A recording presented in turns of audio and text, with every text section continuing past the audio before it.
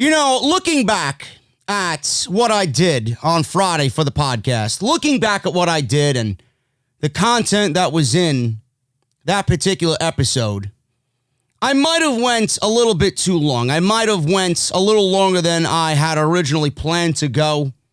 And when you usually get me in an open forum and I'm talking about the things that I actually like, you'll find that I could be very talkative. And I usually love talking about the things that I love.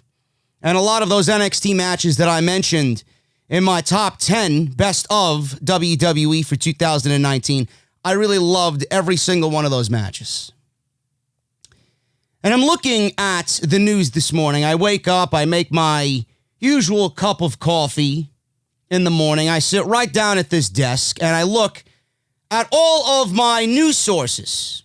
I look at all the dirt sheets that I usually go to really just pull information from so I could give you guys a fair and honest opinion about what's going on in the WWE. I do have my sources. I do have my go-tos. I sit down and I look for this very show that I don't have much news to go over. I did a lot of what everybody is really talking about in part one, which was the Bobby Lashley and Lana wedding with Liv Morgan, which I really don't want to talk about again until we have to watch Monday Night Raw on Monday, which I'm sure it's going to be all over the place. But I'm looking at the news that I have today and realizing that I don't have a lot of news. And I'm thinking it's January 4, 2020, and we are only a few weeks away from the Royal Rumble. And a lot of what WWE has going on right now is not really concrete. It's not solid. It's not set in stone for the Royal Rumble. We got a few things that have already been confirmed for the Royal Rumble. Charlotte has announced herself in the Women's Royal Rumble. I mean, that is really not surprising to anybody. She's not going to win the Royal Rumble. I really don't give a shit if she's there or not at the Royal Rumble. But we can go out there and make assumptions about what we're going to see on top of what we pretty much have confirmed at this juncture. Daniel Bryan and Bray Wyatt has already been confirmed. That's the Universal Championship match going into the Royal Rumble. We have Becky Lynch and Asuka, which is something that I'm looking forward to. I've enjoyed the story that they've told with Becky Lynch so far. Same thing with Daniel Bryan and Bray Wyatt. Hopefully it's amped up moving on into the last couple of weeks here down the stretch for the Royal Rumble.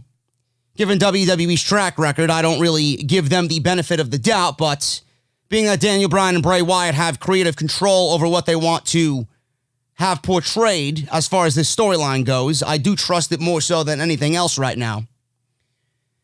We can go on there and assume that Bray Wyatt and Daniel Bryan on top of Becky Lynch and Asuka are going to be solid matches. What else does WWE have? Braun Strowman and Shinsuke Nakamura for the WWE Intercontinental Championship. Not really something that interests me whatsoever.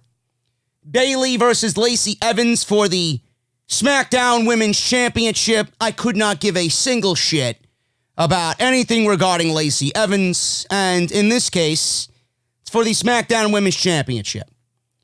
Seems like WWE is going to put another Women's Championship on yet another blonde in the company. Oh, joy. Oh, joy. We got the Royal Rumble match itself. I don't know who is going to be in the Royal Rumble. I do have my favorite as to who I want to have win the Royal Rumble, which we will talk about a little bit later.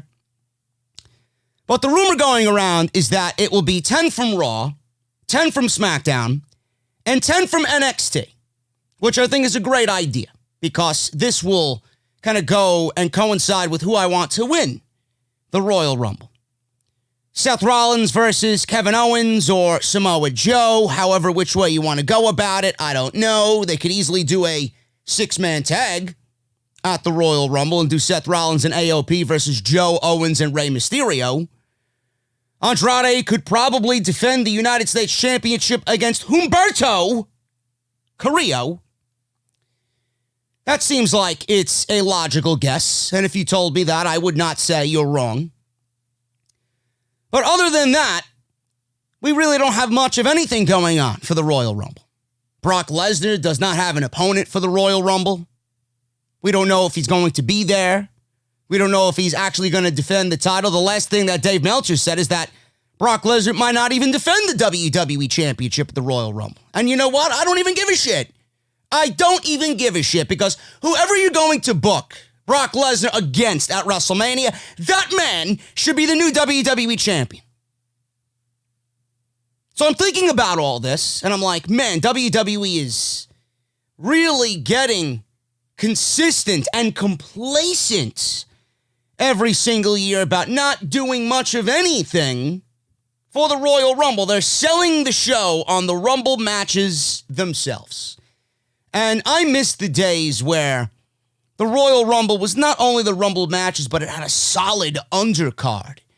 The undercard was not as important as the Rumble matches, obviously, but the undercard kind of gave you an idea early on.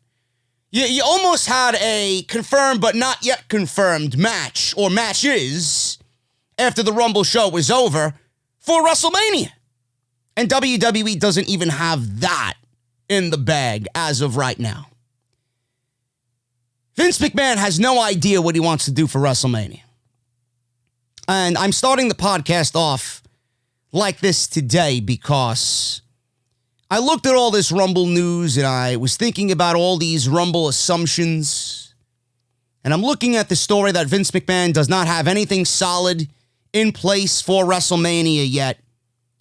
And I decided to come up with a WrestleMania card that is very WrestleMania worthy.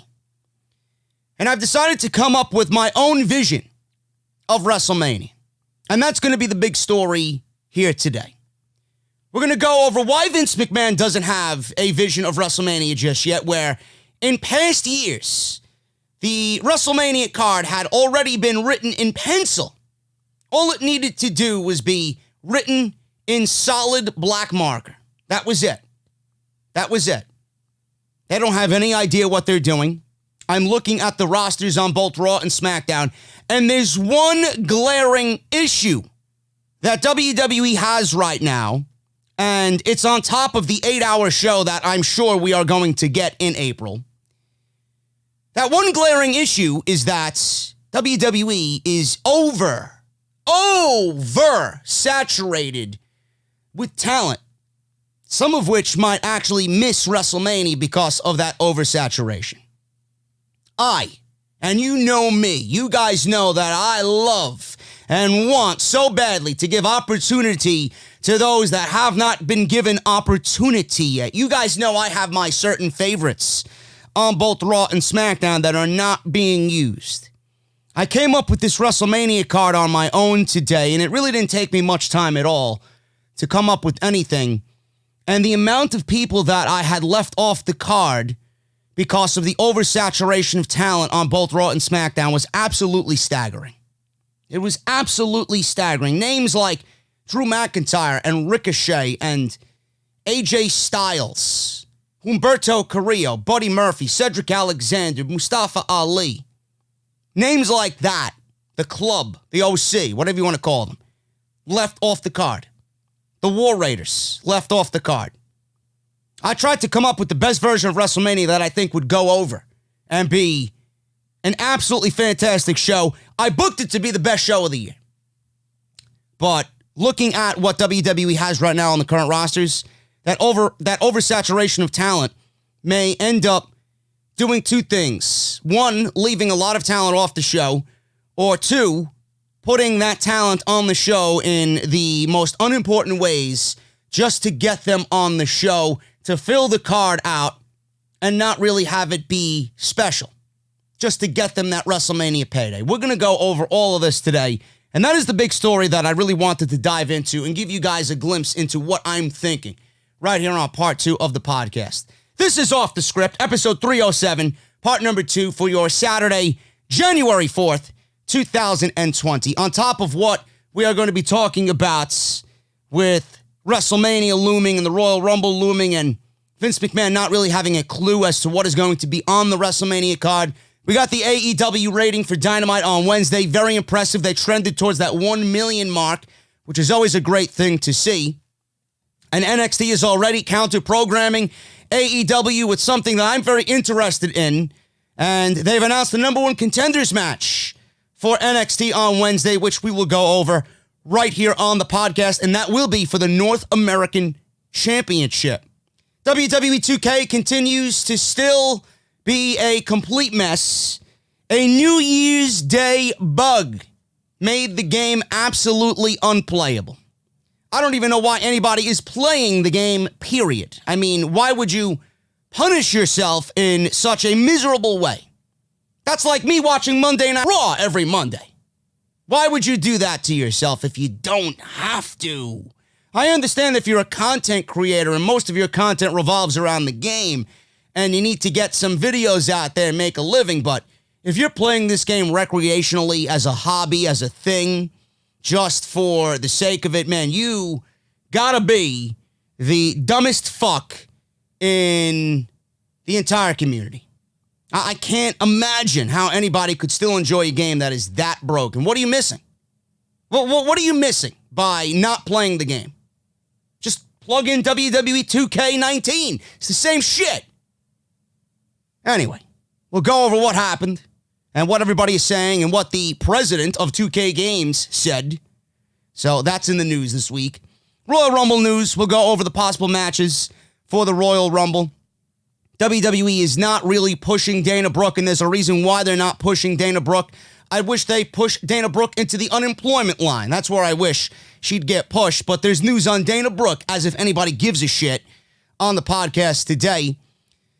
And Brock Lesnar. Everybody's talking about Brock Lesnar. Who is he going to be defending the WWE Championship against at the Royal Rumble, if he's even defending the title?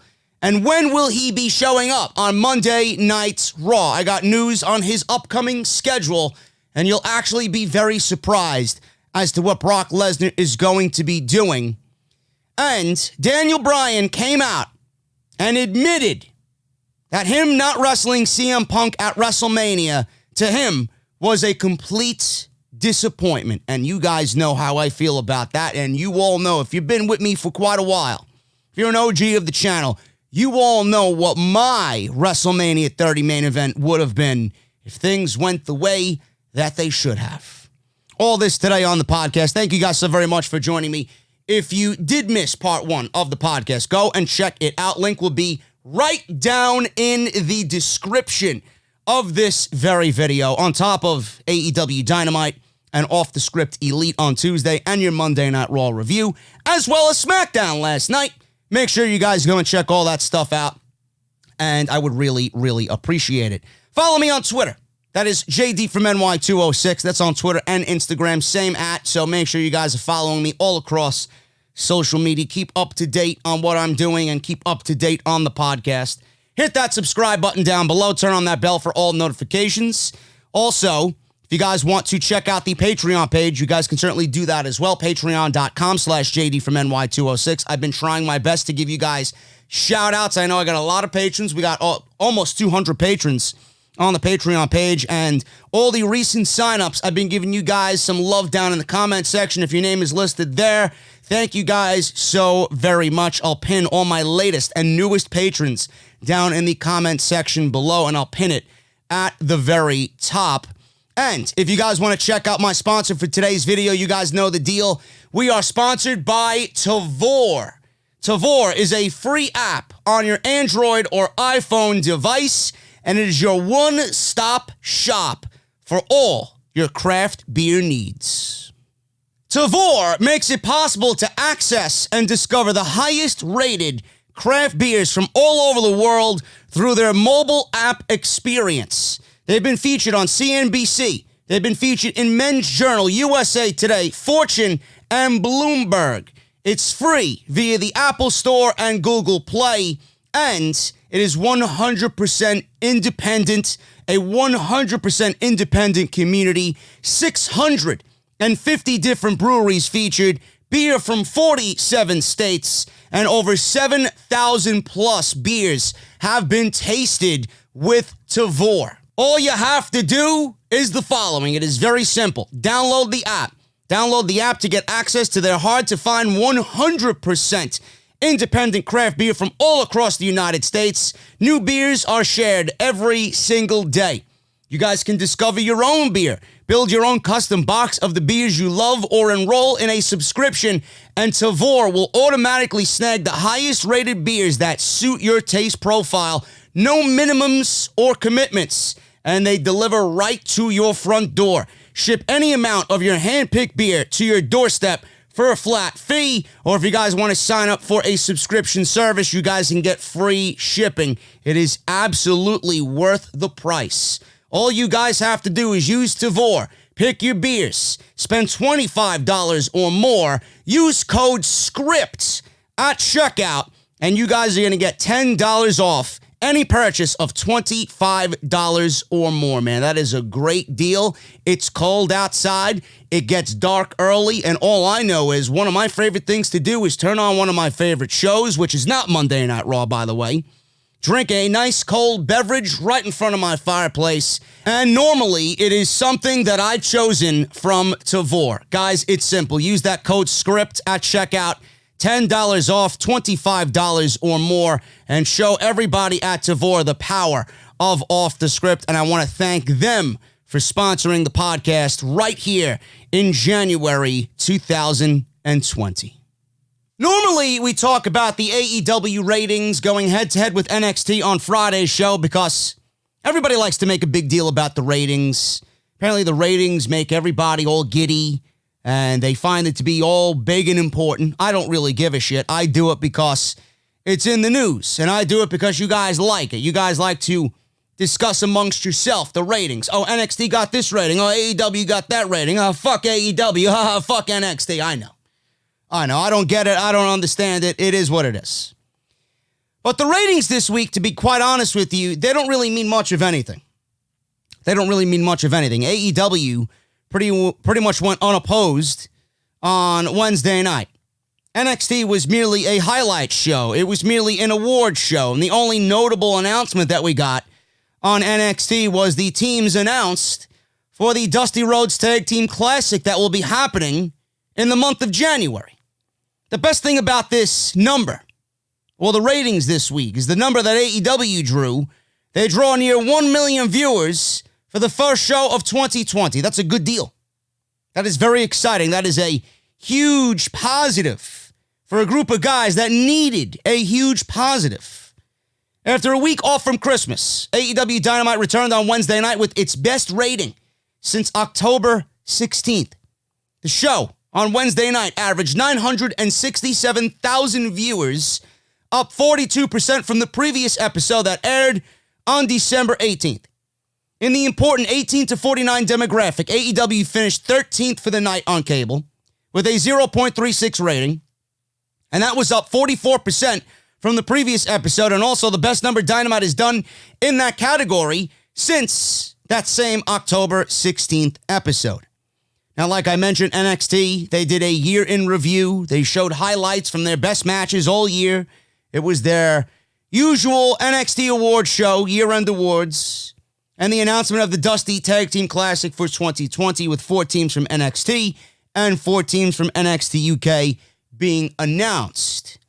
NXT drew 548,000 viewers. That was down 34% from the Christmas Day episode that featured Roderick Strong in an open challenge for his North American Championship against Roderick Strong defended against Austin Theory. So that was that, which was a great match. I don't know if you guys watched it, but if you did not, I urge you to go back and watch it. It was awesome, and you'll get a glimpse as to who is going to be one of the future pieces for WWE in Austin Theory.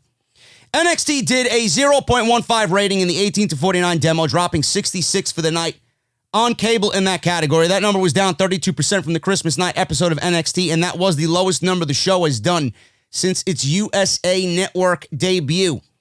Now, detailed ratings in that demographic are not available for NXT at this time since it finished outside of the top 50. For AEW, their strongest category was men 18 to 49, where the show averaged 0.52 ratings. That looks like, to me, from what I've been reporting, the highest rating that it had in that demographic since the show started on October 2nd. Both shows face much stronger than usual sports competition in the form of college football's Rose Bowl and Sugar Bowl. I never understood who watches college sports. I really don't understand it. It's just not really exciting to me. I watch college sports, I see college sports, and I just feel this sense of depression fall over me, man. It's just fucking boring. Now, some of you guys out there might pay attention to who is going to be the future in the NFL, but, I don't really find any interest in it. I just think it's a bunch of nothing, but that's just me. Don't really listen to me. You're going to do what you want anyway, but I don't really like college football or college sports in general. Along with the studio shows that aired before and after these games, the Rose Bowl did 15 million people in the rating. 15.7 million viewers, with the last 45 minutes of that game airing opposite NXT and AEW. The post-game show and the Sugar Bowl pregame show dropped to 13 million. The Sugar Bowl averaged almost 10 million viewers, with the first hour going against the wrestling shows Dynamite and NXT. Obviously, after the holidays, will be both live next week. The company, NXT, did announce a number one contenders match for the NXT North American Championship, and that will be the main event of this week's show. It will be Keith Lee, Dominic Dijakovic, Cameron Grimes, and Damian Priest. They will do battle in a fatal four-way match to find out who is the number one contender to Roderick Strong and the NXT North American Championship. That is the first match announced for NXT this week, but it's likely to not be the only match they will announce ahead of Wednesday, and it could also mean that NXT is going to have another strong overrun, because they usually go to about 2 hours and 7 minutes is what my DVR is usually finished at when I DVR NXT. So that is the rating for AEW. That is the rating for NXT. This past Wednesday, it was New Year's Day. NXT didn't have a show. AEW did have a show. It's common sense that AEW was going to have a strong showing going up against a mostly unopposed NXT. And I don't really get how people are spinning this and creating their own narrative about this. And if you're one of those people, you're a complete fucking idiot, which I don't even know why you have bandwidth to have a podcast, or a microphone to have a podcast, or a social media platform to spew your fucking agenda and your garbage. There's no agenda here. There's no narrative outside of the narrative I'm going to give you. This was expected. Simpler than that. It can't get any more simpler than that. It really can't. AEW had no show going up against them, so they drew near 1 million viewers. That will even out when NXT goes back to being live next week.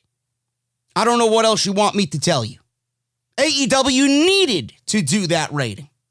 They needed that positivity going into the ratings next week. They needed it. If they didn't get this rating, then there would be worry in AEW's camp. I don't understand why people are spewing their own narrative as far as the ratings go, when the ratings this week really don't matter to anybody. They only matter to AEW. They matter because they needed this boost in confidence after everybody shit on them coming out of the December 18th show. Just leave it as it is. I love NXT for what it is. NXT's been putting on their best shows pretty much ever since they moved to the USA Network in 2 hours. I've been loving AEW. They've obviously fallen off. Their momentum has stifled a little bit. They had a great show on Wednesday night. Leave it at that. They will be head-to-head again on Wednesday night. And whoever is watching the shows, enjoy them for what they are. We got a pay-per-view coming up for both promotions. We got February 16th with TakeOver Portland, and we got AEW Revolution on February 29th for AEW.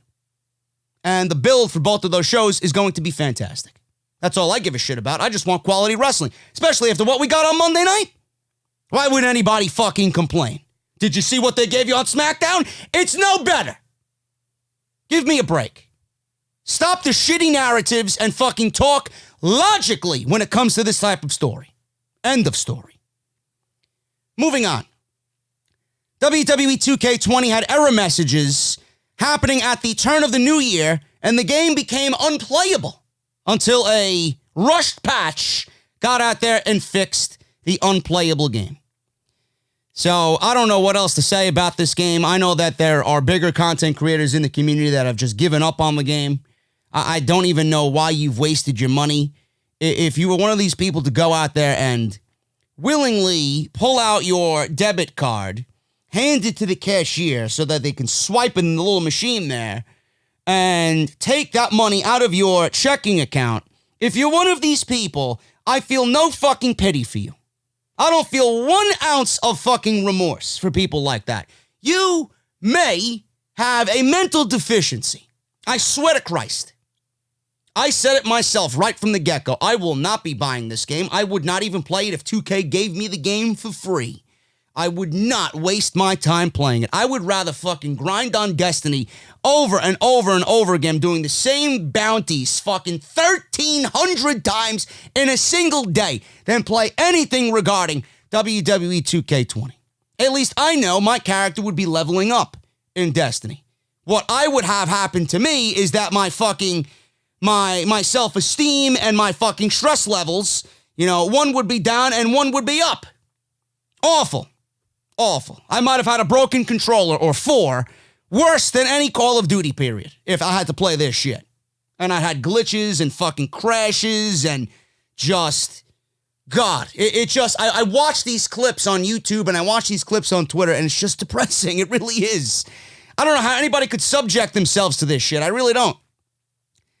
So there were reports that any attempts to load games from the main menu were resulting in game crashing, and the only way to currently reverse this at the time it happened was to reset the system to 2019. You physically had to go into the system and reset the date till 2019.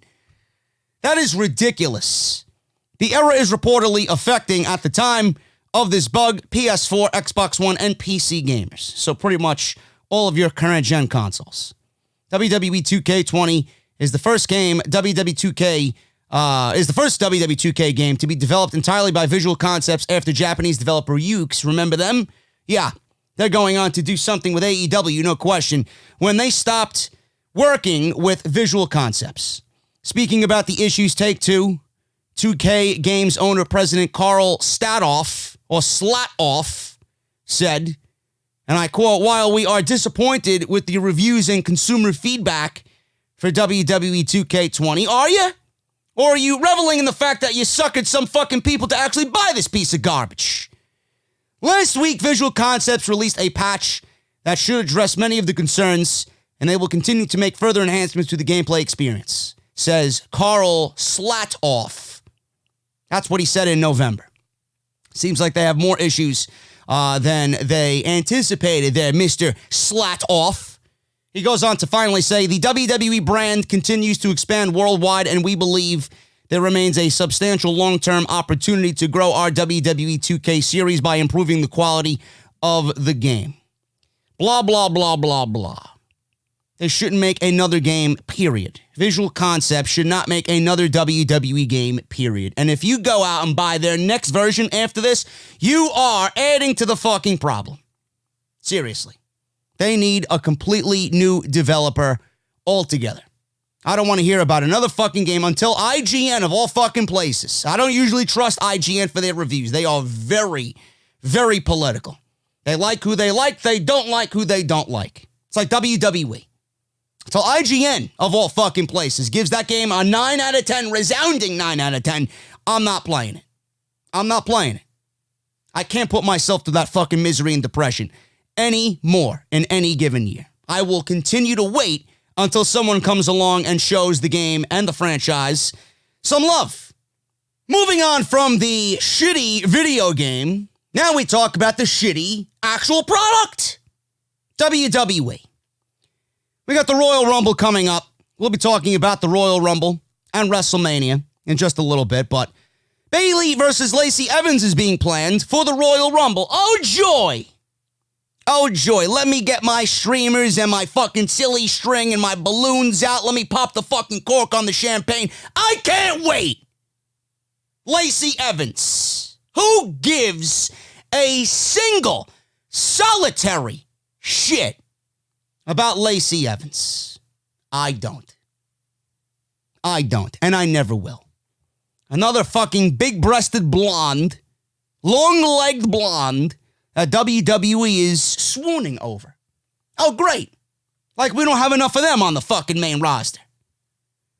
Bayley versus Lacey Evans is being planned for the Royal Rumble, says Dave Meltzer. He explained WWE's logic for pulling Evans versus Bayley from the TLC card. The intention was to place that match in the Royal Rumble. That being said, the fact that Vince McMahon hasn't done it yet means that nothing is official. He says, and I quote, "We don't need Bayley versus Lacey Evans on the Rumble card," and I absolutely agree with him 1,000%. The idea was that when it was pulled from the last TLC card, that it would be added to the next card. Again, you know how Vince operates. Until it happens, it hasn't happened. And he can change his mind until the very last minute. End quote. Great. I hope that he doesn't change his mind and he forgets completely that the match even is a fucking thought bubble. Seriously. He'll be doing us all a fucking favor if that's the case. Lacey Evans is just getting started on the main roster. She went through a heel turn and now turned babyface. The Royal Rumble will mark her 1-year anniversary, and she's looking to really break out and be a standout performer in the women's division. Yeah, sure. Yeah, it's one thing to be a breakout star in the women's division. It's another thing to actually have the fans legitimately give a shit about you, which none of them don't. She's going to end up being channel-changing material before all is said and done. She received a full entrance and stayed in the match for quite a while during the Royal Rumble. And I really didn't mind that because we didn't really know what WWE's plan was for the Royal Rumble and Lacey Evans. She lasted in the Rumble. Good. She was still an NXT roster member. Okay. It's not really in me to root against someone in NXT, but after that, WWE just made me completely not give a shit about her. This year, she could be challenging for the SmackDown Women's Championship, which obviously is not confirmed at this moment. On the Raw side, Becky Lynch appears to be getting some revenge against Asuka. So it's going to be interesting to see how things come full circle for Becky Lynch and the Raw Women's Championship and where the Raw Women's Championship ends up at WrestleMania. One could assume that it's going to be Shayna Baszler. But again, we'll talk about that in a little bit. But that match, I'm actually looking forward to. A women's match on the Royal Rumble card that I'm actually looking forward to. Because it makes sense.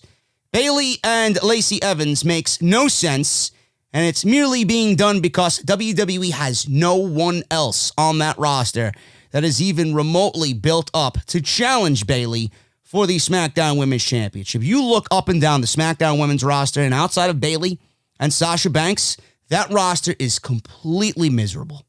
Absolutely god-awful. Nikki Cross, garbage. And I hate to say that because in NXT, she actually had personality. Now, I couldn't give a single shit about her. Alexa Bliss, don't get me started. Cream and sugar, please, in my coffee, Miss Bliss. Carmella? Okay. Mrs. Graves? I don't give a shit about you. Dana Brooke? Yeah, right. She's lucky she even has a fucking job at this juncture. Imagine that. That's all I need to fucking explain to you. Just look at the state of this women's division when you have to give TV time to Dana Brooke. My God. That says it all about the state of your women's division. Speaking of which, why isn't WWE pushing Dana Brooke? Because she is a VIP in catering, that's why. They can't bear to see her not in catering. She's the fucking queen of catering. Who's going to fold the fucking napkins? Who's going to clean the silverware? Who's going to set those plates nicely, rotated about 90 degrees?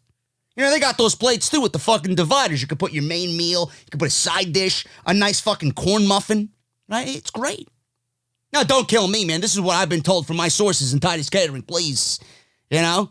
And then, obviously, Dana Brooke being so valuable, you know, Titus has made her a head operating manager over in catering. You know, that place doesn't run as well as it does without Dana Brooke, so I don't know why she is even in the ring competing on SmackDown Live. They need her more in catering. That's why they gave her a 5-year deal.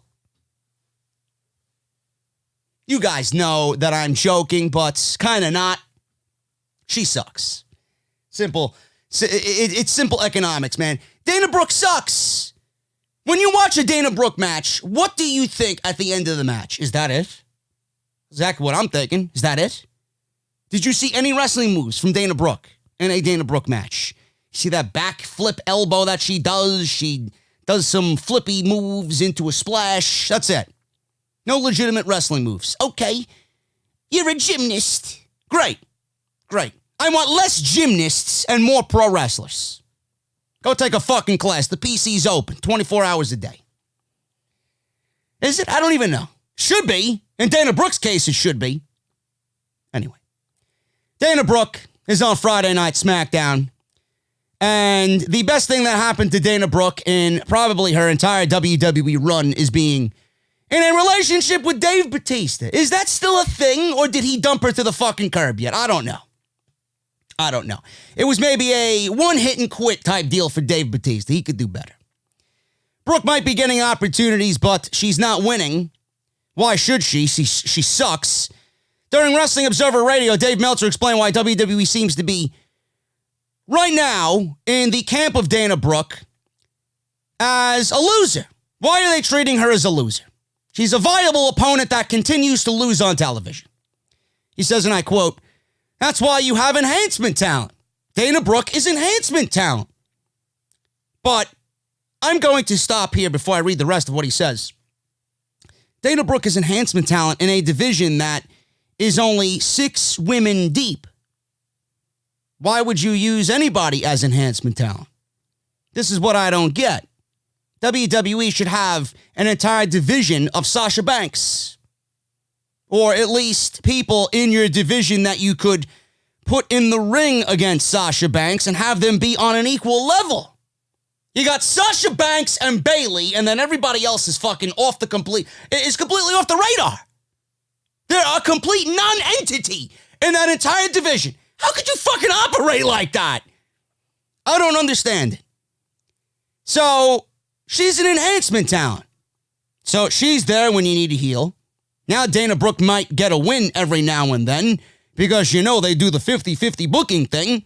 It won't mean much of anything, but, she's not the one being pushed at the moment. Lacey Evans is the one that they are behind right now. Dana's just there to lose when they need a loss, and she will be there to win when she needs to get a win. End quote. Continue working hard, Miss Brooke. You will go nowhere. And if you do, I'm not going to give a single solitary fuck when it happens, if it happens. 5-year deal, that was the best thing she ever did. Not in WWE's case, because they got some big fucking loser in Dana Brooke. She signed 5 years and she's with WWE for 5 years, man. She should be counting her fucking chickens that she got 5 years from WWE. How the fuck did she manage that one? Or maybe WWE is just that fucking stupid. I think it's a mixture of both, to be quite honest with you. I don't know anybody in this industry that would give Dana Brooke 5 fucking years to be employed on your roster. Seriously. Let alone 5 minutes in a fucking wrestling ring. They gave her 5 years? Jesus Christ. 2 more big title matches being planned for the Royal Rumble. Enough of this Dana Brooke garbage. So we got other matches right now being planned for the Royal Rumble. So we got SmackDown. On SmackDown side, like I said, Lacey Evans and Bayley. The other match that is being planned for the Royal Rumble is Shinsuke Nakamura defending his Intercontinental Championship against Braun Strowman. This match was originally set to take place at TLC, but an injury to Strowman forced WWE to postpone. Now, it's amazing when I read that. This match was originally set to take place at TLC. Based off what? Based off what? Strowman looked at the championship and then gets a championship match? They had absolutely zero interaction. So why would you even bother booking this match at TLC? TLC was garbage in its own right. That match wouldn't have made the show better. And to be quite fair, it wouldn't have made the show any more worse. Because I enjoy Nakamura. I think he's been completely underutilized in WWE. But by pairing him with Braun Strowman is not the idea here. It's not really the best idea. So I'm glad WWE is waiting on this. I mean, we still don't have any storyline between these two. I'm sure we'll get something in the next coming weeks. for the Intercontinental Championship, but Braun Strowman already pinned Nakamura last week on SmackDown in a 6-man tag. So that's all the motivation he needs to ask for a championship match. And that's what WWE does nowadays. They're so simple-minded that they can't come up with a legit fucking storyline to make me believe that this guy deserves a Intercontinental Championship match. And imagine, this guy has been a complete failure on the main roster in every which way when it comes to championships. He failed at the WWE title. He failed at the Universal Championship. Imagine him losing to Shinsuke Nakamura and failing to capture the Intercontinental Championship. If that is the case, you might as well give this guy a fucking shovel and give him a fucking coffin and call him the new Undertaker. Buried. Absolutely buried. Bill him from Death Valley and just get rid of him. Get rid of him. Imagine that. Actually, I would love for that to happen. Because the guy sucks anyway. He isn't important. He isn't exciting. He isn't unique. Braun Strowman, after last Friday's escapades and him shaking his hips, I want to see less and less of Braun Strowman every single time I see him or hear from him. The guy offers nothing to SmackDown Live. He's a fumbling giant who, I don't know if you guys realize, can run fast. That's him. That's what he does. Yeah. Running the train, right? Just like everybody runs the train on Alexa Bliss in the fucking men's locker room. That's what they do. I can't bring myself to care about this shit. I really can't. How am I supposed to care about Braun Strowman and Shinsuke Nakamura? In fact, I hope he loses, like I said. The number one thing that Braun Strowman will be known for is teaming with a fucking 11-year-old. Was he 11? Nicholas? I don't even know how old he was. He is Braun Strowman's tag team partner at WrestleMania a couple years back, and they win the tag team championships. Imagine that. Imagine being Braun Strowman, and that's the best idea they got for you for WrestleMania. That in itself speaks volumes. And then the Saturday Night Live guys in that Battle Royal, oh my goodness, man. Oh my goodness, can you get any more cringe? Braun Strowman, if he wins the Intercontinental Championship, the way I see things, he is nothing more than a transitional champion. That is a fighting man's championship. And Nakamura hasn't done anything with that championship. The title hasn't done anything for Nakamura either. But Nakamura could be that fighting champion that title deserves and needs. But WWE refuses to do anything with it. So what am I supposed to do? I have nothing here to offer you as far as an opinion other than the title is garbage, and Nakamura is not better off for it. And I hate saying that because I want to like Shinsuke, but I can't in his current role. So Strowman pinned Nakamura, like I said, in that 6-man tag this past week on SmackDown, and it is expected he will get a shot at the championship at the Royal Rumble. Oh, joy. Oh, joy. And if Braun Strowman wins, can we get a better-looking power slam than the one we seen on SmackDown? Please. You even got lazy in your finishing move. Brock Lesnar. Brock Lesnar, the absentee champion that he is, the invisible fucking man that he is, I got news on him. Now, Raw announced that there will at least be one watchable segment on this show Monday. Lesnar will be on Raw. Great. Great. The WWE title can finally move from his shelf in Saskatchewan, dust it off a little bit, and bring it to wherever Monday Night Raw is on Monday. This will mark his first appearance as WWE Champion for the year, and there are reports that Lesnar will be at every Raw this month, including this Monday, all the way up till the Royal Rumble. He's not yet listed internally for anything after the Royal Rumble pay-per-view. Now, I don't know if you guys know this, but Lesnar is possibly, not defending the WWE Championship at the Royal Rumble. We don't have an opponent yet named for him. And I don't know, again, if you guys don't know this, but the Elimination Chamber pay-per-view is not taking place in February like it usually is. This is actually fantastic news. I don't know who altered the WWE pay-per-view schedule, but I think they actually did a very good job at spacing these pay-per-views out for the biggest part of their calendar year. Now, usually the Elimination Chamber pay-per-view takes place in the second or third week of February. Being that we have NXT TakeOver Portland happening on February 16th, there will be nothing as far as the main roster goes for a pay-per-view in February. Coming out of January, it never made any sense to have another pay-per-view 2 weeks after the Royal Rumble, just based on the sheer fucking build that is non-existent.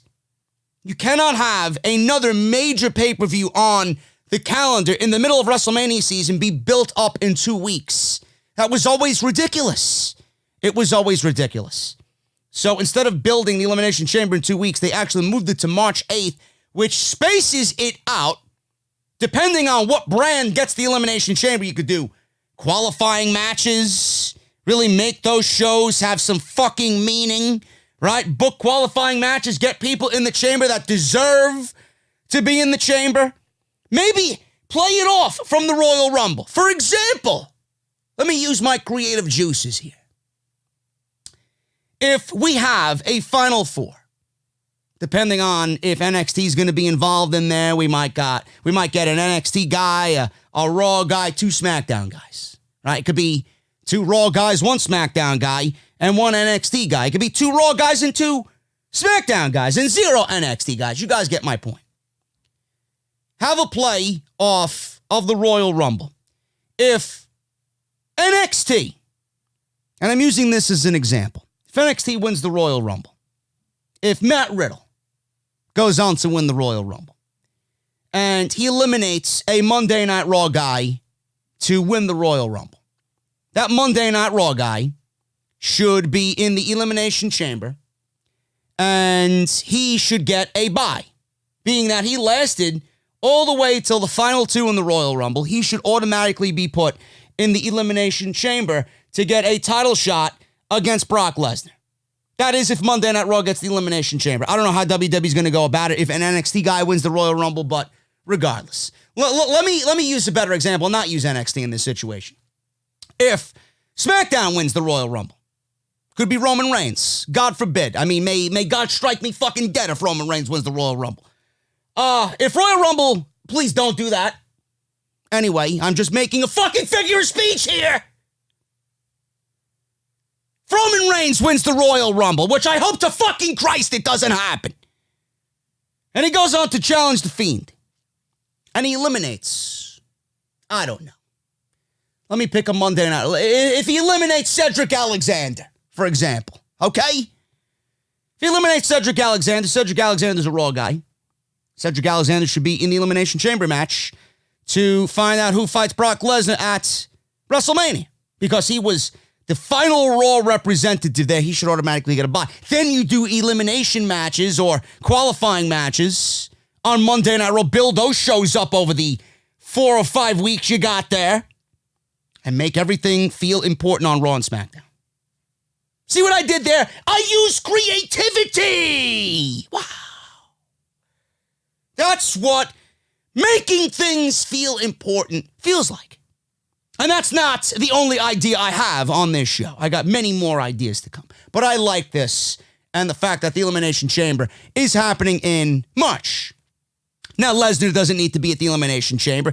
Lesnar, I'm sure, doesn't give a shit who is going to be in the Elimination Chamber. He just gives a shit about what his WrestleMania payday is going to be. Oh, I got this guy? Okay, it's going to be 5 minutes? Okay, I'm going to be paid? I'm going to be on a plane in fucking 15 minutes after the match is over. Okay, good, fine. Good. See you guys at SummerSlam. That's all it's going to be. But Lesnar to appear on every Raw leading to the Royal Rumble. We don't even know who he's going to be going up against. It could be anybody. You know, if WWE, I mentioned this many times before. If WWE wants to build up Samoa Joe as a big babyface on Monday Night Raw, and you know, we mentioned Kevin Owens as a big babyface on Monday Night Raw. What if Samoa Joe gets that push and fans start taking to him a little bit more? What if Joe wins the Royal Rumble? What if Joe goes on to win the Royal Rumble and challenge Brock Lesnar at WrestleMania? What if SmackDown guy wins the Royal Rumble and Samoa Joe wins the Elimination Chamber and goes on to fight Brock Lesnar at WrestleMania? If he could stay healthy, Is anyone out there opposing that idea? For Samoa Joe and Brock Lesnar to have a rematch at WrestleMania? I mean, it fits the bill for WrestleMania. It fits the bill as far as opponents for Brock Lesnar. It fits the bill as far as legitimacy. It fits the bill as a guy we want to see be the WWE champion and get a push and get what he deserves if he could stay healthy. I would not be opposed to that, and neither should you. Just one of many ideas. I don't think WWE is going to go with that, but it's one of many ideas that they could definitely go and do. I don't think Lesnar needs to be at the Elimination Chamber, but if he's going to be on Monday Night Raw, that really solidifies that there will at least be one segment on their show, this godforsaken show, that will bring some importance to the overall evening. Something else that WWE could be teasing, and I know I mentioned this when I talked about CLUELESS, Seth Rollins. You know, he was going into business for himself, challenging CM Punk to a match at WrestleMania, which was never going to happen. So why would Punk come back and want Rollins at WrestleMania? Give me a break, man. CM Punk got better things to do, you know?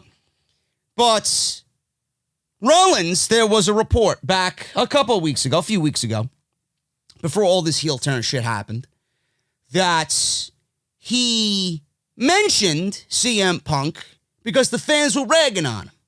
After that CM Punk first debut on WWE Backstage, there was chants of CM Punk to Seth Rollins in the ring, and he acknowledged the fans' chant of CM Punk. And Vince McMahon reportedly, via the dirt sheets, did not like this because Rollins kind of went into business for himself, promoting and talking about a match that really isn't on their radar and at this juncture will never happen. And Vince doesn't like that. But if that is the case, which I don't really believe because we all know WWE wants CM Punk at WrestleMania. They want him back, period. And you know for a fact they'd book that match within the first 6 months of him being back. So you know that at the end of the day, Vince might have been pissed in the moment, but he's not pissed because he wants to do everything in his power to get Punk back. But I understand his logic about not promoting something that right now is not in the cards. It's a seed. Just leave it out there. You know, you water it a little bit, it might grow into something later on. It's all right to plant seeds, but don't go into business full-fledged like yourself or like Rollins did for himself in a match at WrestleMania with CM Punk. But what I'm trying to get at here is revival. On the, I believe it was the TLC pre-show, they actually had the Revival, both Dash and Dawson, kind of rag into Booker T, and they really promoted something that could be something that happens in Houston, Texas at the Royal Rumble. They mentioned Harlem Heat. They mentioned Booker T and how he's a Hall of Famer and, you know, how he was part of Harlem Heat and, you know, they're one of the best tag teams in the industry, blah, blah, blah.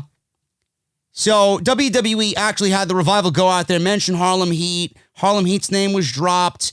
Harlem Heat's name was mentioned on social media when it comes to the Revival. They want the match. They've been asking for the match. Make it happen. Let's do it in Houston. We'll be waiting, blah, blah, blah. Now, the Revival, could probably go into business for themselves and they don't give a shit because they're on their way out the door anyway. Or this could be something that WWE is really going to be pushing for the Royal Rumble. I doubt it.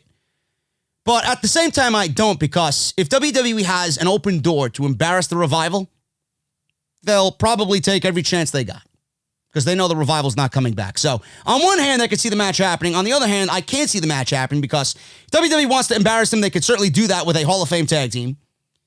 And if WWE doesn't want the match to happen, you know, they certainly don't have to book it because it's a pretty high-profile match for the Revival, and the WWE doesn't find the Revival to be high-profile in the tag team realm, or high profile at all. So why would you reward them if they haven't done what you wanted them to do? Type of situation, you know? So there's a possible Revival versus Harlem Heat match being teased for the Royal Rumble.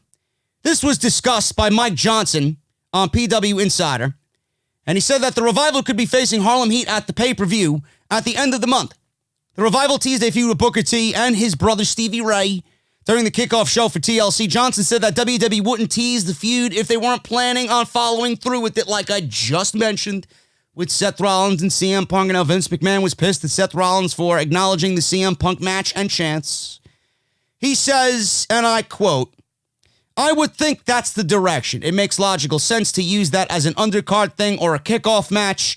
It makes sense because Booker T is a local celebrity. End quote.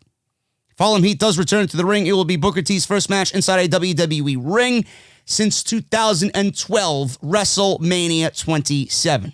Despite being a Hall of Famer, it will be Stevie Ray's WWE in-ring debut, which is just unbelievable to even think about that it will be his WWE in-ring debut.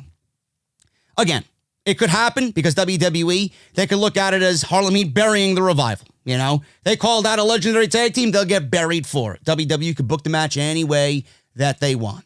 Or on the other hand, they can actually have the match happen. It could be a real big deal and something that could be fun on WWE TV in the build and in the lead up. And WWE, you know, they don't have to do it because it's looked at as a way as them kind of rewarding the Revival for basically doing nothing. And they're on their way out the door. Why would you want to reward a team that you know is not going to stay with your company and be loyal to you? So it's a very hot and cold situation. Do I want to see the match happen? To be quite honest with you, I don't give a shit either way. I really don't. I don't think the Revival need Harlem Heat. I don't think WWE needs to make this match happen. The only reason why the match would be happening anyway is because it's in Houston, Texas, and Booker T is from Houston, and his school is in Houston. That's the only reason why this match would happen. But I don't care either way. And WWE, you know, given their opportunity to bury somebody, I could see them definitely using this opportunity to bury the Revival through Harlem Heat. I mentioned this when I talked about Andrade winning the United States Championship from Rey Mysterio at Madison Square Garden.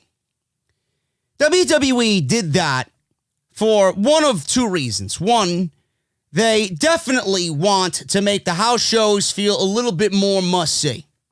They wanted to grab everybody's attention that didn't go to that show. And they opted to do a title change there. And they wanted you to feel like, oh, fuck, I missed that Madison Square Garden show. I missed out on Andrade winning the United States Championship, as if anybody's going to give a shit. But they did the title change because they wanted to give off the perception that if you don't go to these shows, you're going to miss out. And the other reason I mentioned why they did the title change is because I don't think Rey is going to end up being with the WWE through WrestleMania. I think WrestleMania is it for him, and I think that is it. He's done. Whether he goes to AEW or back to the Indies, New Japan, whatever. I think he's done with the WWE. That's just my take on it. But they did it for the first reason that I mentioned. They want to make those house shows a little bit more important, and they want to give off the perception that if you don't go, you're going to miss out. Randy Orton was the other issue. Randy Orton faked this knee injury, which didn't make any sense whatsoever, just to get a sneak attack on AJ Styles on Monday Night Raw. But it's now being reported that big angles are going to be shot at future non-televised shows a little bit more often. Now, it's being reported that this is part of WWE's plan to make non-televised house shows feel more important. Exactly what I just mentioned. It was believed at a house show on Monday that Randy Orton had suffered a knee injury. However, it was swiftly reported and then confirmed on Raw that the injury was part of a storyline. What storyline was it? I don't know. I thought it looked very, very stupid. A report then emerged suggesting that the injury angle was the first of WWE continuing storylines at non-televised live events, something that they will continue in 2020. Now, looking back at it, it did come off as a good thing. It came off as a smart thing when everybody was reporting it about Randy Orton. You take someone like that who is a major name in WWE and you fake a serious knee injury and then you have him play the part. He's being rolled out on a wheelchair. You know, they got photographs of him being rolled out of the arena in a wheelchair. You play up the fact that he might really be hurt. It's going to get people talking. Guy like Randy Orton being injured like that severely, quote unquote, it's going to get a lot of people talking. And obviously, you do it right and you promote Randy Orton in an appearance on Monday Night Raw and he's going to address his injury. It's going to get people to watch. I don't think that's a bad idea whatsoever. I think the execution of this was bad. And I think the creative after the fact was terrible. But the idea, the mentality of it is actually smart. It got a lot of people talking on social media. Dave Meltzer is reporting that the idea for the Andrade title switch and the Randy Orton injury both came from Raw Executive Director Paul Heyman. So he does have a good idea, sometimes. Meltzer noted that with the live event attendance down, Heyman wants to make these non-televised shows feel more important, so we could see some key angles shot at live events in the coming weeks. It was previously reported that Randy Orton was faking his injury when he was surprising AJ Styles with an RKO out of nowhere on Monday Night Raw. The fans were very happy. This entire situation swerved fans by faking an injury at a live event, which isn't a tactic they've tried before. During Wrestling Observer Live, Meltzer said that Paul Heyman deserves the credit for that particular angle. The idea was that fans saw something newsworthy at a WWE live event. Attendance at these live shows have been down, and they need some way to bring attention to them. It's fine. It worked. But the execution in the entire angle on Monday Night Raw was fucking stupid. It was legitimately stupid. It was filled with illogical garbage. Why would Randy Orton fake an injury when he was already in the ring with AJ Styles? If he wanted to get an RKO on him, he could have faked the injury. Could have been him playing possum. Could have been him RKOing AJ Styles and win the match at the house show. Yet, he did all of this work. He did all of this work to pull himself out of the match at the house show. Just limp to Monday Night Raw. Being stretchered out or wheelchaired out of the arena, limp to Monday Night Raw, come to the stage, walk down the ramp on crutches, pretending to be injured, get in the ring and be helped in the ring, and fake a retirement or fake that he's not coming back until X amount of time or X event. And AJ Styles comes out. He wants AJ Styles to come out, and then he did all of that for a mere RKO. When the RKO could have happened, I don't know, 4, 5, 6, 7, 8 steps before he did everything else that he needed to do to sell this angle. Doesn't really make much sense to me, you know? It just sounds so stupid. It really does. And then people are arguing with me on social media, but Mark Henry faked an injury. Yeah, it was Mark Henry. It was Mark Henry. And he wanted a WWE Championship opportunity, and he was upset that he never really got a true shot. And he wanted to come out there, and he wanted to address his family and the crowd, and he wanted to address John Cena. It worked. That was absolutely brilliant. And Mark Henry played his injury and his role much better than Randy Orton did. Not only did I know the injury was fake because I read the report earlier that morning on Monday, but even when Randy Orton spoke on the microphone and said, you know, he started mentioning Edge and injury and the career. I'm like, this is fucking bullshit. Randy Orton's a terrible actor, you know? So you knew it was a ruse right from the get-go. But it didn't really make any sense. I like the execution of this, or the mentality of it. The execution in this Randy Orton thing on Monday was just awful. But the idea and the mentality of making, big stories like that happen at house shows, I'm for it. I'm absolutely for it. And title changes, I've never had a problem with title changes happening at a house show. I really don't. As long as you show me highlights when you're trying to tell a fucking story on TV from that particular house show and how it happened, and don't pretend that it never happened or there's no footage of it, I'm fine. I'm fine. And that's why WWE does it. They want to make these shows feel important because attendance is suffering. What is also suffering is Vince McMahon's creative. Vince McMahon, we all know, has lost touch. He's not with it anymore. He is not in the mentality of booking pro wrestling storylines for the pro wrestling fan. He wants the fucking dumb, idiotic, simple-minded plebeian casuals. And that's all he wants. Pointing to what I'm talking about is the Lana and Rusev and Lashley and Liv Morgan bullshit. That's case in point right there. How many people grabbed onto that? How many people found interest in that legitimately watched the product? It's not for the pro wrestling fan. It's not for the people that want this show to be better. It's not for the people that know this show needs drastic fucking changes for the better. It's for shock value. It's for the idiot out there that doesn't have any fucking mind of their own to think on their own. It's not for the people who want to see the show get better. I mentioned this yesterday. I'm not repeating myself. Vince McMahon has yet to decide on any major matches going into WrestleMania.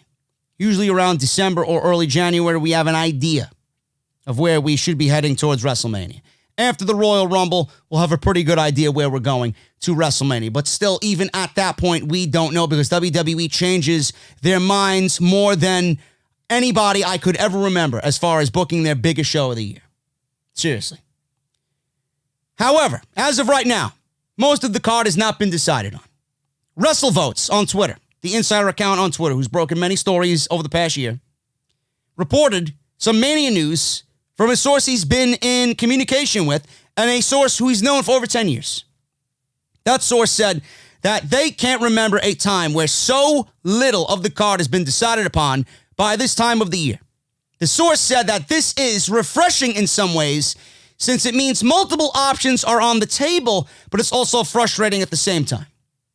It really is frustrating because you want to have a vision, you want to have a plan, you want to have a beginning, a middle, and an end. You don't have none of that. You don't have any of that at this moment. And why? You can point the finger of blame to one man, and that is Vince McMahon.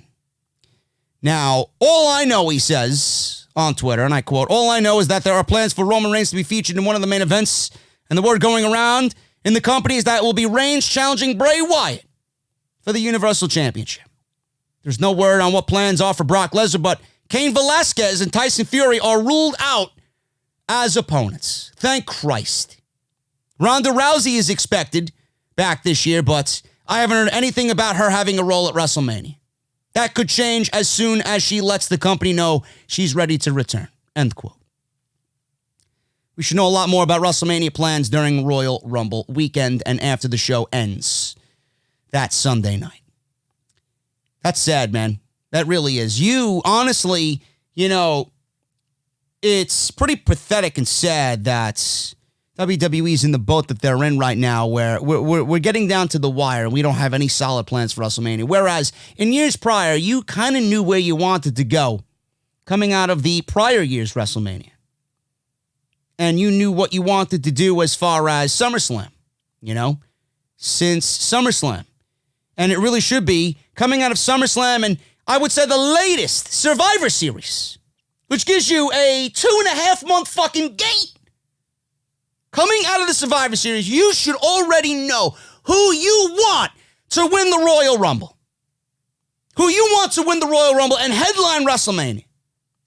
We don't have any of that. We don't have any of that. I don't know what they're going to do for WrestleMania, but like I said in the beginning of the show, I looked at this news story and I decided to look at who is on the Raw and SmackDown rosters, respectively. And I look at all the talent that they have on this show, and I think, A, there's no way that they can go into WrestleMania and not give us a good show with the amount of talent that they have. And B, I don't even think half of this talent is even going to be on the show in a meaningful way because of the not the overexposure, but the overwhelming fucking vast number of talent that they have that aren't being used. They're not being used correctly. They're just sitting there. They're a name on a roster. It's just overwhelming to look at. They have an overabundance of talent that they don't deserve, and they have so much talent that they don't know what to do with, and then they run into this situation where they either have so much on a WrestleMania card, and the other problem is they try desperately to get everybody on the show because nobody can be without a WrestleMania payday. I am going to be honest with you guys. Again, I mention it every year, and it seems like it's fucking just a consistent thing that I mention every WrestleMania season. You don't need to have people on the show for the sake of having them on the show. And I mean this more than a lot of other things that I say in an entire podcast here. You don't need to have people on a WrestleMania show for the sake of having them on a show. If they don't fit into a storyline, if they have not done anything all year that even is remotely important, I wouldn't put them on the show. And I don't give a shit who it is. Could be a Ricochet for all we fucking care for.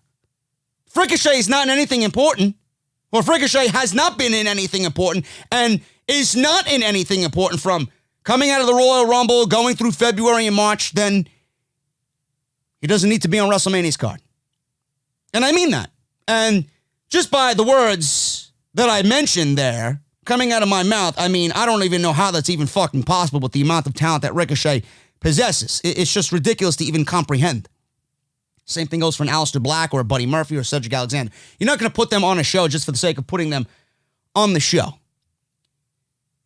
WWE did a real injustice when they made Money in the Bank its own pay-per-view.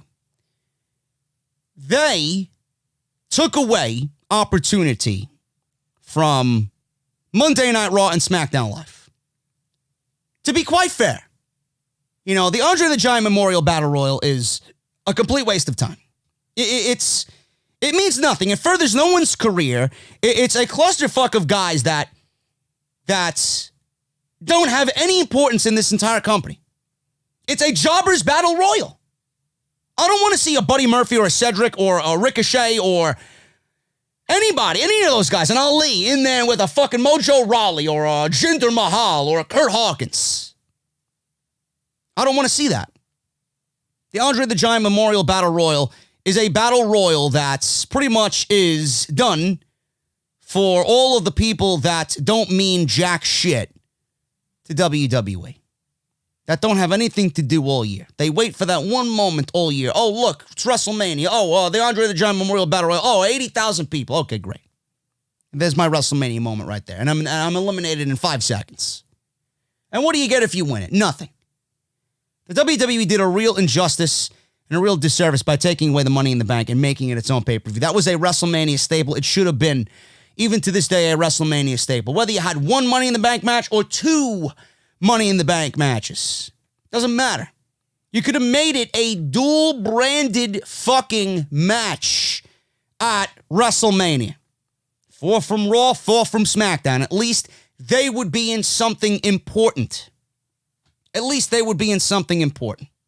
And that match could make some of WrestleMania's season on Raw and SmackDown worth watching. It could bring some importance to WrestleMania season. It could bring some importance to Monday Night Raw and SmackDown Live. Qualifying matches. Do Buddy Murphy versus Aleister Black in a qualifying match. Aleister Black wins, he gets a Money in the Bank spot at WrestleMania. You could do Ali versus Chad Gable. Winner of that match gets a Money in the Bank spot. You do Eric Rowan versus Ricochet. Ricochet wins, he gets a Money in the Bank ladder match spot. So on and so forth. You see where I'm going with this? WWE took that opportunity and that importance away from WrestleMania, that importance away from talent, and now they're delegating them to a fucking battle royal that means nothing for their careers. I hate that. I absolutely hate that. It killed their opportunities. It killed all creativity.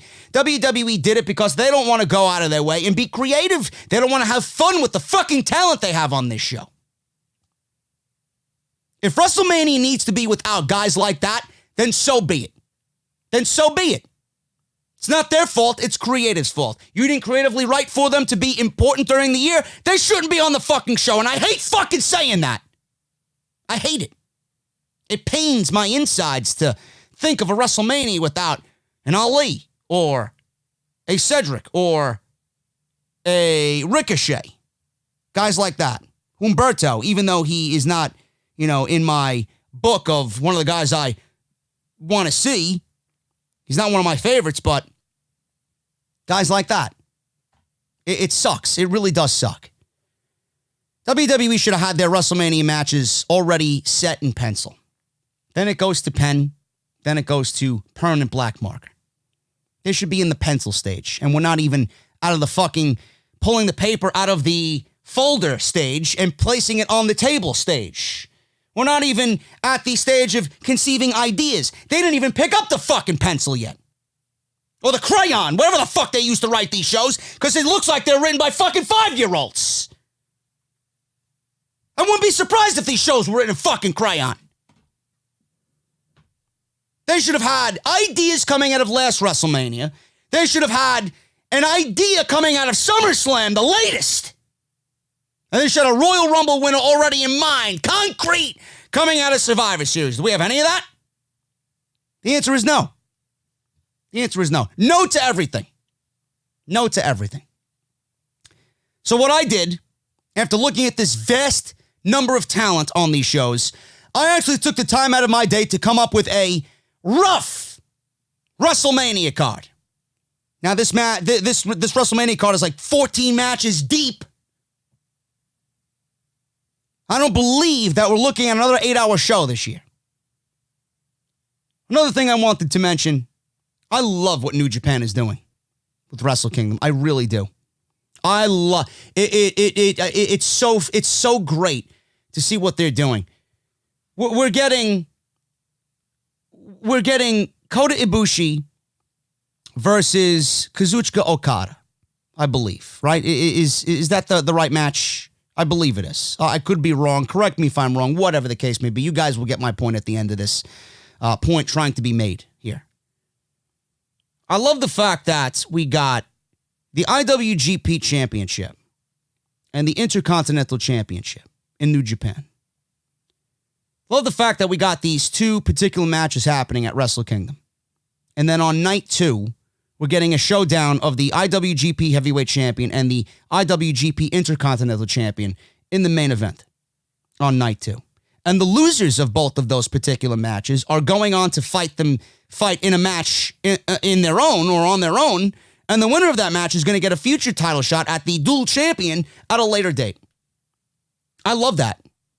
I love the fact that they broke up Wrestle Kingdom into 2 nights. I love the fact that Lance Archer is fighting Jon Moxley for the IWGP United States Championship, and the winner of that match is going to go on to fight Juice Robinson, who's, I believe, a top contender for the IWGP United States Championship. He's getting that shot on night 2, whether it's against Archer or Moxley. You know? I love that concept. I love that they have this event spread out over 2 nights. You could be looking at 4 hours on one night, 4 hours on the other night. You know? I wish WWE would do that. I don't think they have the brain power to do that. I don't think they have the fucking guts to do that. They don't even have their championships to a point where that would even be fucking prestigious enough to do that. They don't. It's like looking at a play school title in WWE and then looking at a big boys championship in the IWGP Heavyweight and IC titles. I can't compare the two. I couldn't even fucking contemplate doing that same concept here with WWE as New Japan is doing it with Wrestle Kingdom this weekend. I wish that they would. I wish WWE would explore doing WrestleMania over a 2-night event or over 2 nights. 4 hours each. Who the fuck wants to sit there for 8 straight hours? You know? And not only that, but all of the talent that you might not use could get a shot on night 2. You could put matches, undercard matches on both nights. Some people work one night. They might not work the next. I think it works. It would be a fun little experiment for WWE to do. New Japan has got some balls doing what they're doing. Because I don't know how it's going to work. Well, what's going to happen? You're going to have the IWGP IC title and the World Championship on one person? How is that going to work? What happens when that person wins those titles at Wrestle Kingdom, which we are pretty much guaranteed to have a dual champion? What's going to happen? Is one title going to be on the line and the other isn't in the next match? Doesn't really make much sense. You know? It's very question mark heavy.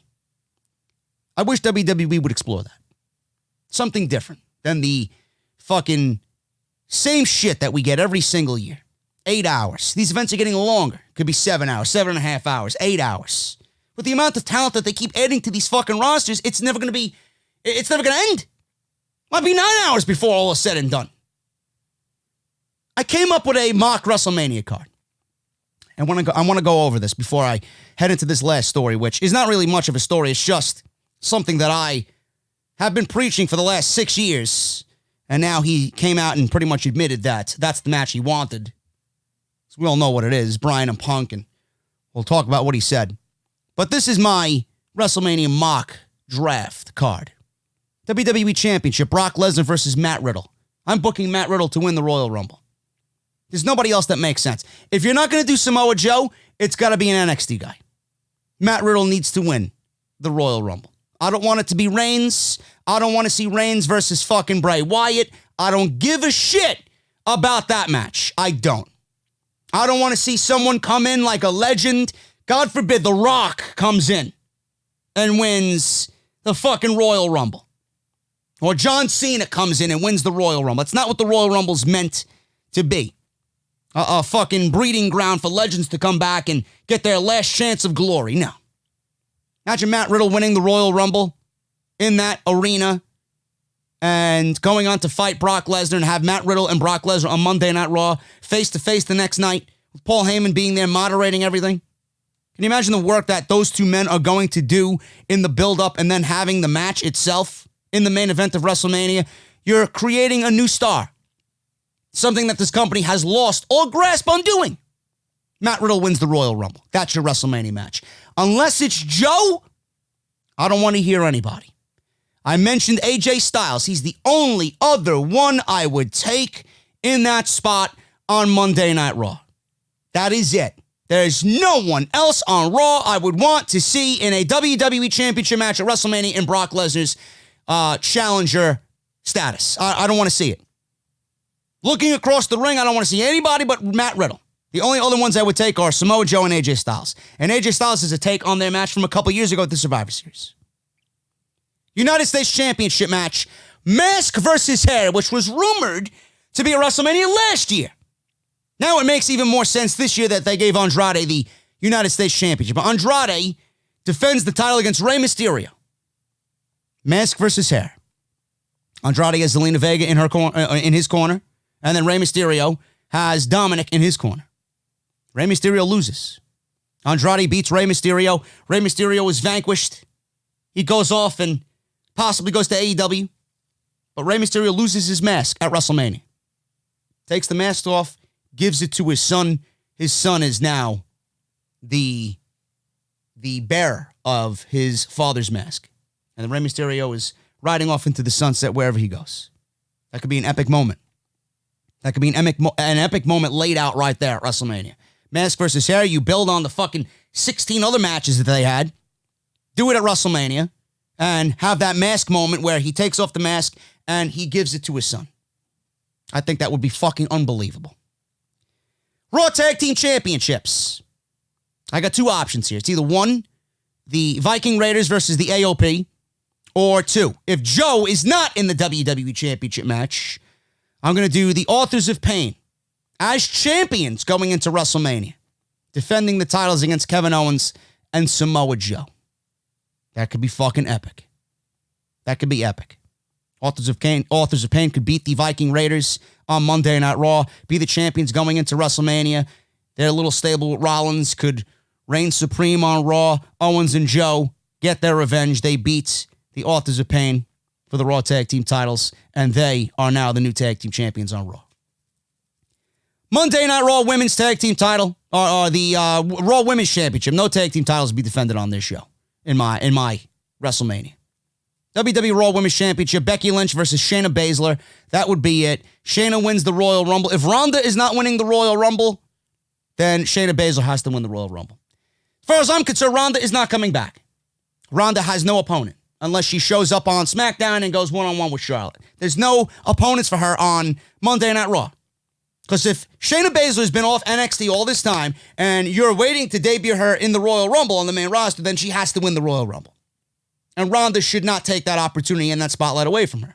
So what does Ronda do? Does she show up on SmackDown and go one-on-one with Charlotte at WrestleMania? If Ronda, it's getting to a point where if Ronda is not really coming back for the Royal Rumble, then there's no reason for her to be at WrestleMania. You don't need Ronda Rousey at WrestleMania. You just have her show up wherever you want her to be on the Raw or the SmackDown after WrestleMania. Simple. Simple. Becky Lynch versus Shayna Baszler. That's it. But I'm not going to keep Ronda off this WrestleMania card because, obviously, the only other opponent that makes sense for Charlotte is Ronda Rousey. What are you going to do, Charlotte and Sasha again at WrestleMania? Give me a fucking break. The Universal Championship, Bray Wyatt as The Fiend defending the title against John Cena. No Roman Reigns. No Roman Reigns in my WrestleMania. I'm sorry. The only other match I would accept for for the Universal Championship is John Cena. I don't want to hear anything about Roman Reigns. I don't even know who Roman Reigns would go up and wrestle at WrestleMania. Just for the sake of it, I'd say Roman Reigns versus Keith Lee at WrestleMania. But John Cena versus Bray Wyatt is the quintessential perfect match for WrestleMania. I don't want to hear any other body's complaints about that not being the ideal Universal Championship. It certainly is an ideal Universal Championship match. And John Cena wants something substantial. There you go. You give your win back to Bray Wyatt. And he gets his WrestleMania win. And he still continues his dominance on SmackDown. Intercontinental Championship. Been seeing Sheamus in red light everywhere every single week. Braun Strowman is more than likely going to be the Intercontinental Champion. So what I would do is I would have a returning Sheamus beat Braun Strowman for the Intercontinental Championship, and I would have Sheamus versus Daniel Bryan versus Cesaro in a triple threat match for the Intercontinental Championship. That's what I would do. That's my IC title match.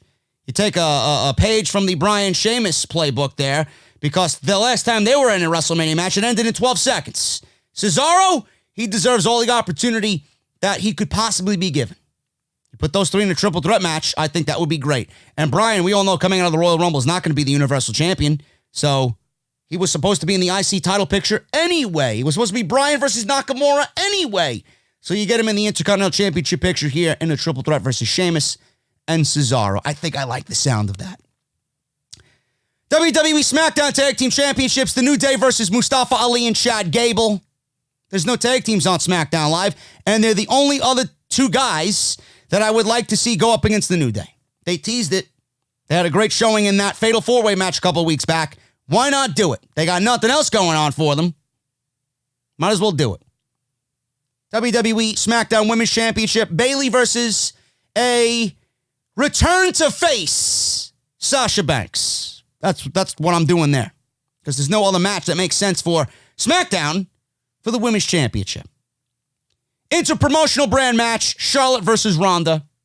We'll go that route because Charlotte versus Bayley doesn't really interest anybody. Charlotte versus Sasha doesn't interest anybody. Charlotte versus Ronda, spilled it as an interpromotional match for this show because you know for a fact they're not bringing Money in the Bank back. So why am I going to go out of my way and book fucking 8 men and women for a Money in the Bank match at WrestleMania when we know it's not going to happen? So I might as well just book realistically.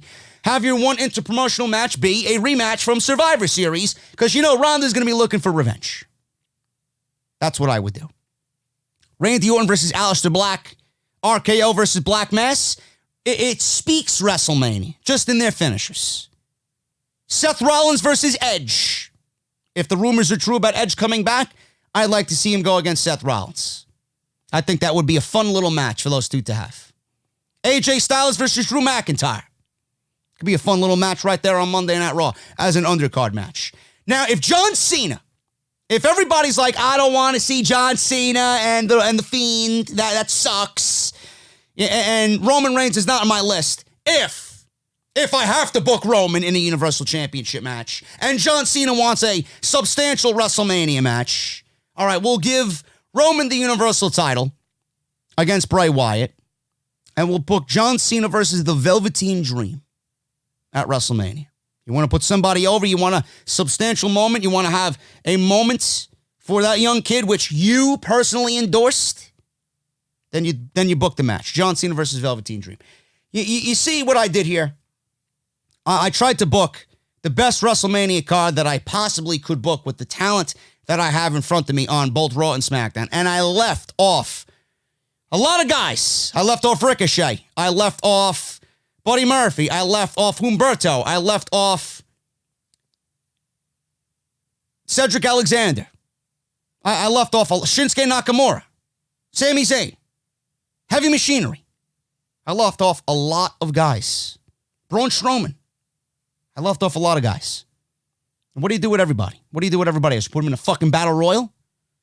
WWE has a problem of too much talent. And WrestleMania really enhances that fucking problem. Big time.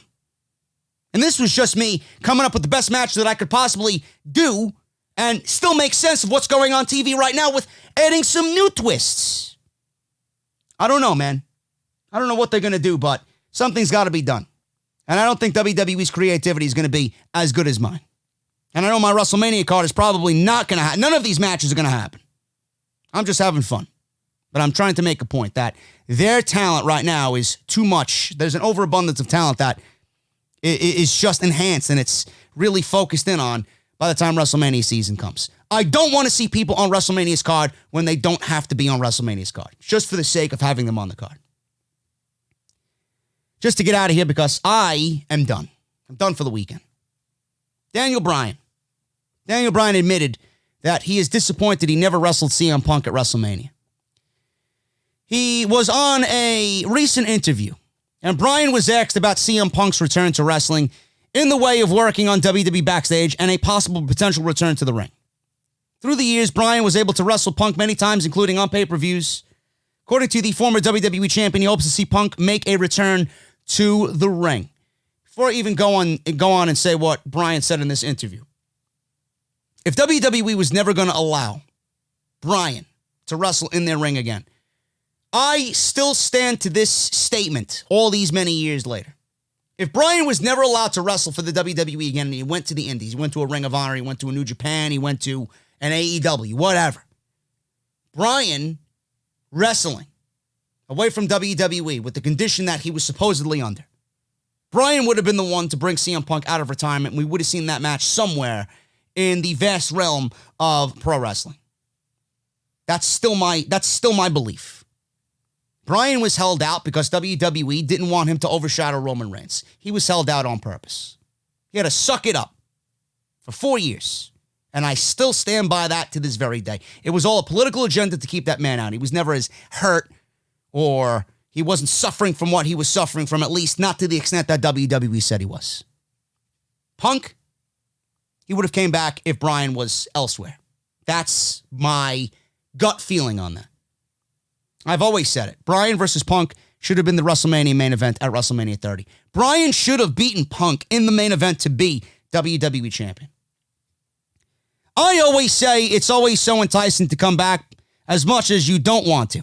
I would hope, yes. In the back of my mind, and even after he left, I always had this thing where it just seemed to me that there should always be a WrestleMania match between CM Punk and Daniel Bryan. End quote. Punk has made it well known that his goal was to headline WrestleMania, but never got the chance to. For Bryan, he's still disappointed that fans did not get to see a match between the two at WrestleMania in the main event. Could have gone down as one of the greatest ever. And we will never know because WWE fucked up. He says, and I quote, "Now at this point, he may be past that.